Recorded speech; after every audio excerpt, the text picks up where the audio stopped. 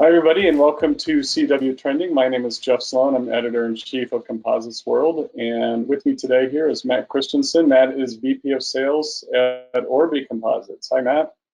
Hey, Jeff. Thanks for having us. Appreciate you being here.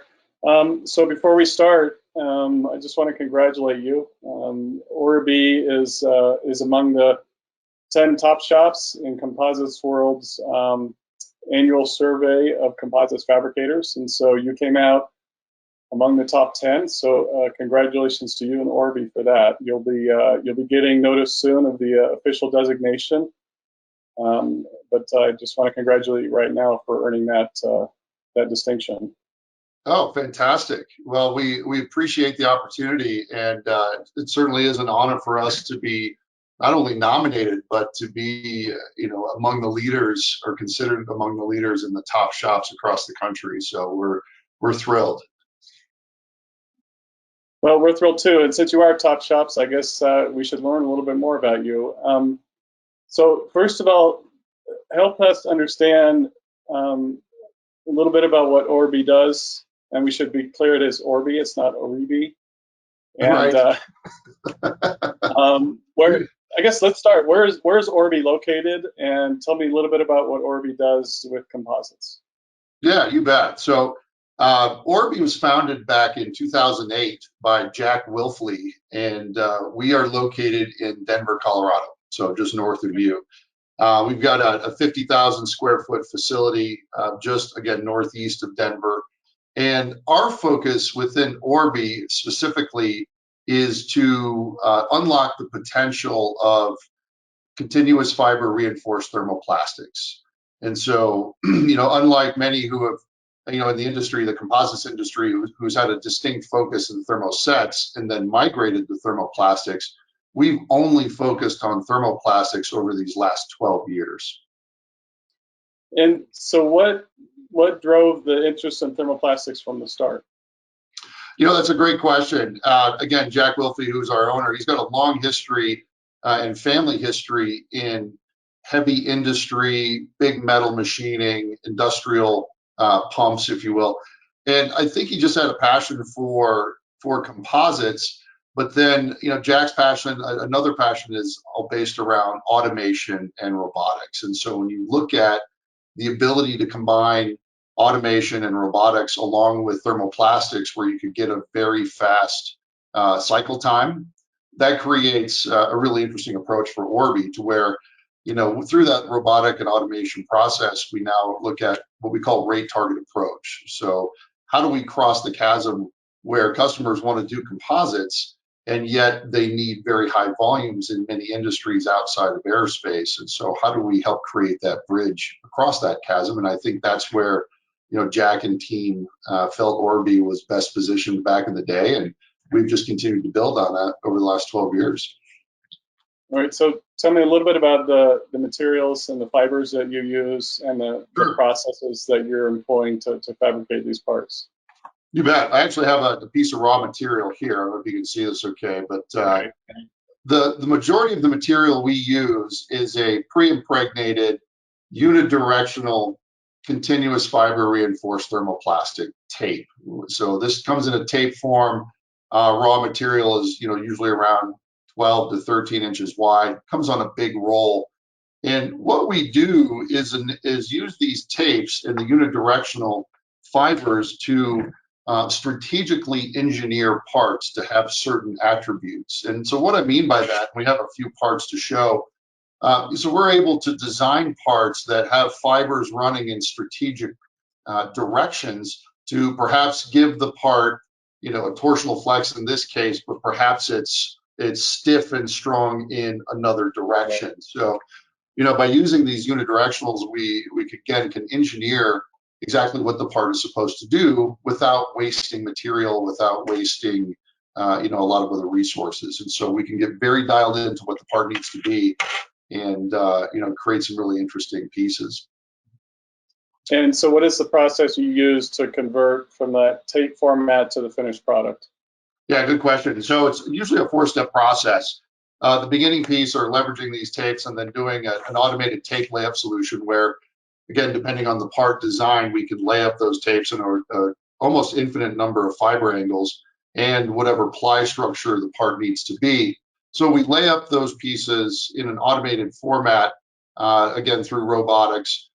So that's the layup part of it. The next stage is consolidation, where we take that blank, if you will, and in most cases it's kind of a rectangular or square shape, and we take that blank and consolidate it down to take all of the voids and air gaps out of the piece, which primarily makes it easier to process down the road. From there, we take that blank into, in most cases, a two-piece match metal tool. And so we'll take the blank, bring it right up, the temperature right up just before melt temp, and put it into a match metal tool. And the process is kind of a combination of stamp forming and thermoforming. And so what you'll end up with is a piece much like this, where you have the shape inside of this flashing that's here. And then we'll take this part down into our trimming station, which is multiple CNCs, or we actually have multiple water jet now, 3, 6, and 12 axis water jet, to finish the part into its final shape or its final profile. The tack time for that entire process varies depending on what the ply structure and the complexity, but it could be anywhere from 1 minute to 3 minutes. And so, again, for us, as we look to focus on markets that, from a continuum are kind of between aerospace and high volume automotive, where high volumes are required, tight tolerances are required, we can cycle through and produce very high volumes of product, simply because our tack times are determined by how quickly we get heat in and out of the part, versus a chemical reaction. So, all of these elements combined, again, brought us right down to a very heavy focus in thermoplastics. So we'll talk about applications in a second, but you mentioned building the blanks. Is that equipment you acquired, or is that equipment something that was developed by Oribi in-house? Yeah, so all of our equipment has been developed internally and in-house. There's a wide variety of automated tape layup solutions out in the marketplace, and we've been able to capture is creating all 4 of those steps and trying to combine it into one manufacturing cell. And so, yeah, the tape layup solution is certainly an integral part of it, because there needs to be a very high degree of I would call it performance, to ensure that those speeds are kept high. But everything we try to do is built and designed internally. And now we're even trying to, consolidate those cells into, or those stages into one cell. So, at a very high level, Jeff, you look at raw material going in and parts coming out the other side. That's, kind of utopia for us. So you're talking about integrating the blank building with the forming, or you're just talking about integrating all the processes into one cellular unit that takes raw material in and pushes out a finished product? At this point, it's all cellular based, and so there's still 4 distinct parts to the process, but having those processes very close with each other, having robots be able to move material around within the cell, we can contain all of those practices within a very small space. And so now we're focused on building more and more cells throughout our facility, versus trying to break up processes and build more in that direction. Right. So. Okay, and resin systems, what kind are you using mostly right now? Yeah, great question. So coming back to material, the fibers, 90% of the time or 99% of the time, it's either glass or carbon fiber. Right. And the resin systems are a very wide range for us. So anything from, polypropylene, low-end PETs, all the way up through PEEK, PEC, low melt PEG. We do a lot of work, what I would consider in the middle of the resin matrix. So we do a lot of high temp PETs, a lot in the nylon family, PA6, 66, 12, and then quite a few parts in PPS as well. So you mentioned that Orbee's sweet spot is between the volumes that you might find in automotive and the quality and volumes you might find in aerospace. So tell me about some of the applications that you're working on or that you have experience with. Yeah, and it's we're kind of um, an organization that looks through a wide variety of different industries. Certainly aerospace and high volume automotive are, I think, most known throughout the composites industry. But we've spent a lot of time and a lot of work focused in military, law enforcement, safety, through the forms of helmets and backpack frames, other structural components within those spaces. Certainly a lot in medical and health services, you can imagine, with wheelchairs and some of the other components within medical. Industrial, energy in terms of oil and gas and um, renewable energy, a lot of different parts there. And of course, we spend a lot of time in sport recreation. Being here in Denver, we get involved in a wide variety of components, from skateboards to snowboards to elements on skis, and of course in the cycling industry, where we found some really interesting components within the cycling industry, where they just need to be lightweight, tough, and in an extreme environment. So these last number of years, I think naturally we've been able to focus in areas that our competition simply hasn't, where we're kind of between the aerospace and that high volume automotive. You and I were talking earlier, one of your most recent applications are thermoplastic wheels. So tell me a little bit about that, because wheels are kind of a big deal in the composites industry, but mostly on the thermoset side. So a thermoplastic wheel is a little different. It is a little different, and I have some examples here. The key around the wheel industry is getting the material in the space that it needs to be, and yet reducing the amount of waste. And so we've got a process, Jeff, that we call the spin process, where we're able to place the unidirectional thermoplastic material exactly where it needs to be. And so we have a multi-head machine that takes it around in a circular format and makes this wheel type of structure. And so we've had a really good recent history in the cycling sports, mountain bikes, road bikes, and so forth, and taking that foundation now into kind of the power sports industry. So we're looking at ATVs and UTVs, golf carts, and I think gradually we'll start to move into automotive as we start to get a little smarter on what we can do from a design perspective. But the spin process, again, enables us to keep that high throughput that all of these industries need, but yet place the material exactly where it needs to be. And so, preliminary testing, we've been able to lighten the load, if you will. We were half the weight of aluminum wheels of the same size, and yet they're testing, impact tests and other types of pressure and rotary fatigue testing. We're actually superior to aluminum and even steel in some cases. And so we're pretty bullish on the technology and trying to move into markets that make a lot of sense for us. So tell me more about the spin process. Is this just automated ply placement, or what? Tell me a little bit more about that.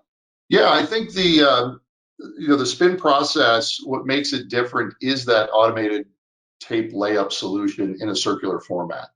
And so everything that we look at, it's really through a couple of lenses, one of which would be to reduce the amount of material that's used, or wasted material, because that's where costs can drive higher. The other area would be doing it in such a way to where we can keep the speed of the overall manufacturing. So keeping the takt times low through the process. And then again, just doing it at a very tight tolerance. Wheels specifically in all areas have very tight tolerances that they need to keep.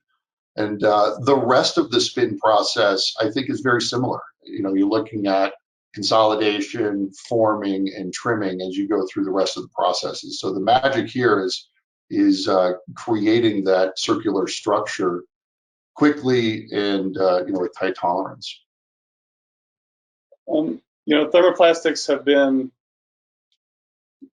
kind of an exciting and hot material in the composites industry now. I mean, they've been around for a long time, obviously, but I would say in the last 10 years have enjoyed more attention and growth. And certainly it sounds like Orbee's taken advantage of that. What is what is your take on the future of thermoplastics in the composite space? And obviously, you see an opportunity in wheels, which is really interesting. But I'm wondering, beyond that, what is your outlook for thermoplastics growth? How do you feel about its opportunities for expansion? Well, naturally, I'm pretty bullish on it because that's really what we focus on. So, but aside from that, I think what's interesting, being in the industry now for 5 or 6 years and listening and learning more about where thermoplastics have come. And this is a broad sweeping statement, but I think thermoplastics have come from a fix for poor design, kind of as selective reinforcement in a poor design for general plastics, and so putting some unidirectional thermoplastics in a particular design to fix it, moving it from that space to starting and purposely engineering and designing parts leveraging the material, from its inception. And in doing that, you're able to create parts that oftentimes are lighter, they're thinner than what you might have seen in the past. And it seems to me in a wide variety of industries, from sport and recreation all the way through military, there's this desire to make things lighter, tougher, and stronger. And so how do we start to leverage thermoplastics to satisfy that customer need? And to me, I think that's a natural way for us to take those elements and then, of course, make very high volumes that are necessary by a wide variety of industries. Tell me a little bit about Rebuild. Orbee, I guess, took an investment from Rebuild. Maybe was it during the pandemic or just before? But there's a reshoring component to Rebuild. So explain to us what that relationship is and what Rebuild is. Yeah, so Rebuild Manufacturing is our parent company here at Orbee. So we took on some investment a couple of years ago, and primarily it was designed to build out more of our manufacturing cell. And I think it took a positive turn, even more positive turn, to where the leaders of our Rebuild Manufacturing team are starting to consider, or actually their ultimate desire here is to bring manufacturing back to the US, kind of reshore and onshore manufacturing. And the key there, it is kind of serendipitous in terms of timing, where we've had COVID, we've had massive supply chain issues in all industries for a wide variety of reasons. But this team is, they're titans of industry. They've been around for a very long time. And so their focus and goal is to bring that manufacturing back to the US. And it starts with, everything from engineering, design, and development through product integration, component manufacturing, full assembly, full contract manufacturing, all the way through, pick, pack, and pull and sending out to distribution. So there's a whole supply chain line of opportunities where, even as close as a few years ago, many industries didn't have the ability to do this in the US. And Rebuild Manufacturing is changing that game. So Oribi was one of the first pillars within the Rebuild Manufacturing group, and now resides in a group that we call the Advanced Materials Group. So led by Steve Mead, we now have Orbee, which is focused on thermoplastics. We have Composite Resources, which is located out in the Charlotte, North Carolina / South Carolina area. Very heavy focus in thermosets, and which is great. Very complementary to what we do. And Cutting Dynamics, which is up in Cleveland. So a little bit of thermosets, but very tight tolerance, high precision metal. And so metal machining, titaniums, and so forth. And then most recently, a company called Dapper Engineering, which is in New Hampshire, where we're bringing in more engineering resources to complement all of the things that we're doing within each of these industries or each of these separate businesses. So, we've been on a bit of an acquisition bender over the last 7 months or so. And so all this is starting to come together and gel very nicely, where we're seeing programs coming in from major companies to where, they're not isolated with one type of composite manufacturing. We're looking at, basically a true customer solution. We'll figure out what materials are needed and what process is needed, and ultimately deliver the solution versus being very myopic in our own little approach. So Even though it's been a short period of time, it's been very successful and well received in the market. So it sounds like there would be sort of an integrated approach because you have these different companies within Rebuild providing expertise in different areas. Then a customer coming in will be able to take advantage of the resources depending upon what their needs are and what their material requirements are and design requirements. Okay. Yeah, exactly. I mean, if you consider a one-stop shop for design, engineering, manufacturing, all located here in the U.S., there's some really distinct advantage there. Your supply chain is not held up by months of transportation or other barriers that have been time zones is a great example. Going overseas in a variety of different ways, and so there's that customer support that's really significant, as well as dedication to creating a meaningful job and manufacturing base back here in the U.S. And so, we're very bullish on that specific type of partnership with our customers here. All right. So it sounds like more to come, huh? More to come. Always more to come. Never a dull moment. So how many employees at Orbee now? So I think Orbee specific, we hover around that 40 to 50 mark, depending on flex and those types of things. We do have some seasonality, but it's been fortunately as of late, it's kind of flattened out in terms of seasonality. So we stick around 40 to 50 employees in total. Most of which, it's interesting, most of which are in engineering and product development.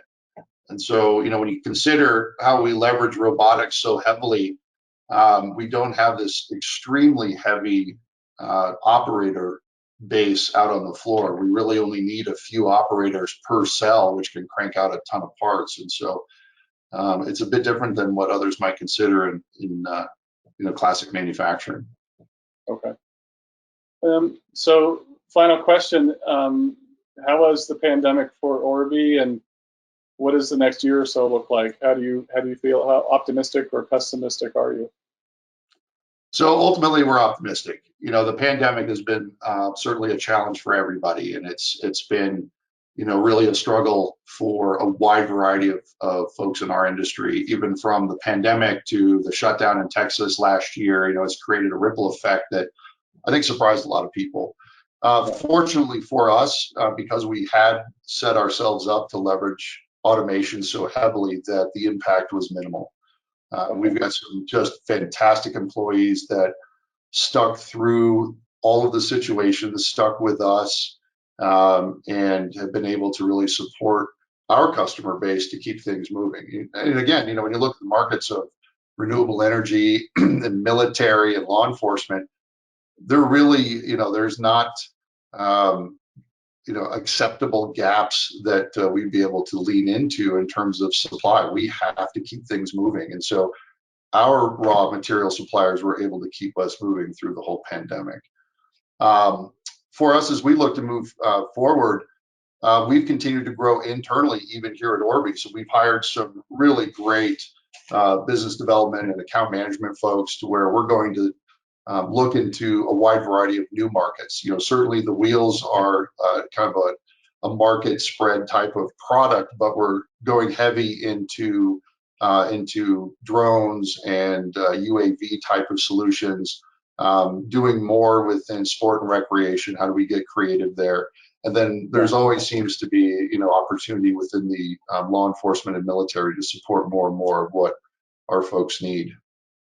So we're looking, we see it as very positive for the future. All right. Well, Matt, I want to thank you again for joining me here on CW Trending. And again, congrats on the CW Top Shops designation.